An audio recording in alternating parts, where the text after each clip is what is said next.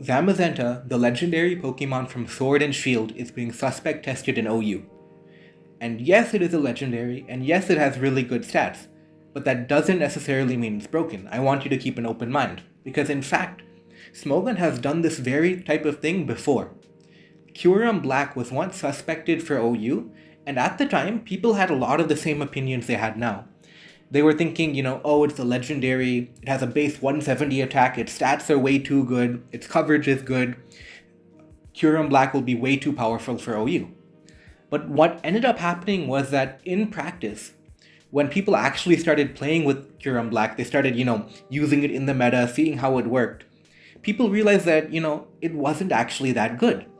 So we can, in fact, it ended up actually getting unbanned in OU. So even though Kyurem Black was a legendary, it was still unbanned. So we might be seeing a similar thing with Zamazenta. It is a legendary. It has quite good stats.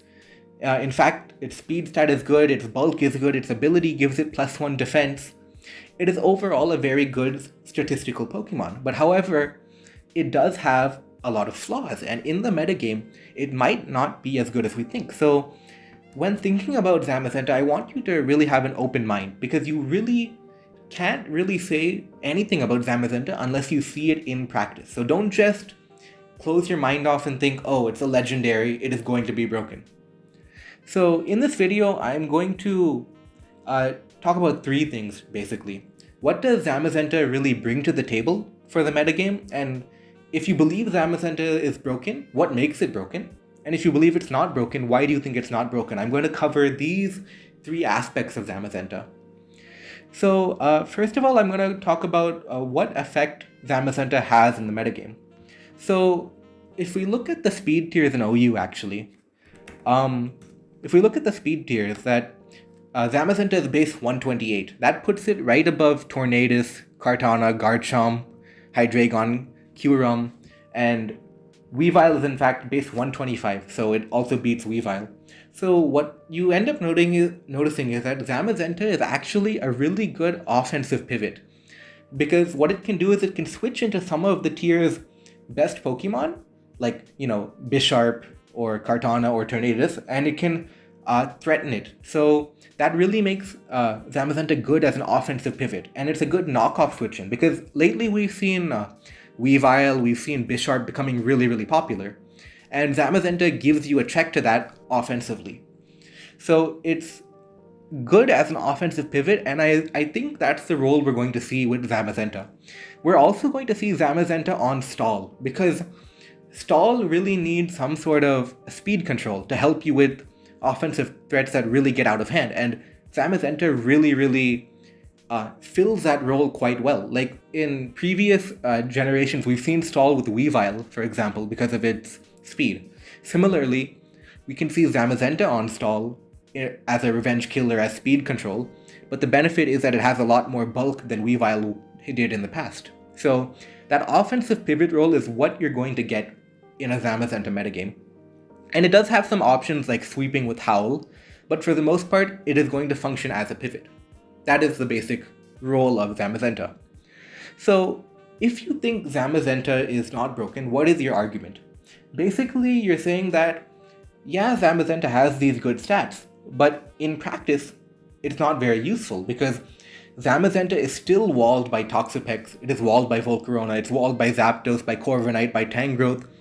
All these defensive Pokemon shut down Zamazenta, so there's no point in all the speed and bulk if you're just going to get walled anyway, right?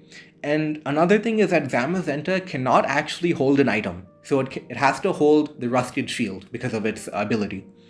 So what ends up happening is that any chip Zamazenta takes is permanent, If it attacks a Rocky Helmet, that's permanent. If it takes chip while using Wild Charge, that's permanent. If it takes spikes damage, that's permanent. It switches into Kartana, that damage is permanent. So this chip damage keeps racking up, and you cannot actually gain any health with leftovers or maybe heavy duty boots for spikes, So the damage is permanent, and that is huge, because over the course of a game, Zamazenta will keep taking chip damage. And it takes the chip damage, and then it doesn't even get past its wall. So that's the main argument for Zamazenta, that it is not actually as good as you think it is because it's walled by so much. And if we look at Zamazenta's coverage right now, it has good stabs. It has Behemoth Bash in close combat. And then it has Wild Charge, which is likely to be the next move, and then maybe Howl. And it also has coverage like Fire Fang and Ice Fang to hit Skyzar and Lando. But the issue is that you have too much four move syndrome. You can only pick 4, so which 4 do you pick? If you pick one move, you're walled by something different. So it's like you're going to be walled by something, and that is really hard to digest for a lot of people. And then, on the contrary, if you think Zamazenta is broken, what are you saying? Why do you think it's broken? And one of the main arguments is that Zamazenta can't be viewed in a vacuum, because on its own, yeah, it has no recovery, but you can pair it with Wish. On its own, it can't beat Toxapex, but you can pair it with Future Sight, you can pair it with Tapu Koko. So, in a vacuum, some of its arguments are true, but in a 6v6 where the rest of the team comes into play, it is very difficult actually to control Zamazenta, is the argument. And then on top of that, there's an argument about team building and diversity. Zamazenta is walled by bulky Pokemon, but that implies that you have something bulky in the first place, right? So does that mean if you're using an offensive team, you have to sack 1 or 2 Pokemon just to beat Zamazenta? Or does it mean you have to run Volcarona on every offensive team? What does it mean for diversity? Does Zamazenta just remove any diversity because every offensive team has to be prepared for Zamazenta? And that's a very tough question to answer. And a lot of these arguments, in fact, they revolve around something you can't just think about and theorize, You have to actually play the game to understand, because does Zamazenta get chipped too much, or is it manageable, or what's going on? You really need to play the game to understand, and this is why a suspect is so useful, because you can get these games and actually see for yourself how good is Zamazenta.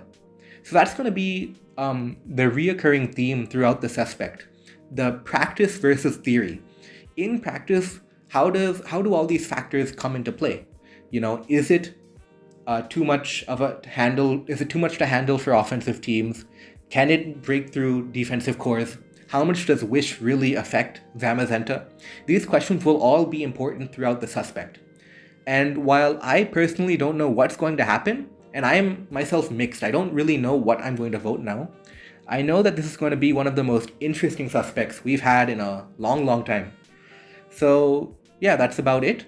If you like this video, comment down below what you think of Zamazenta. Do you think it should be banned or unbanned? And as always, if you like the video, please like, subscribe, and drop a comment down below. These all help me out a lot. And thank you.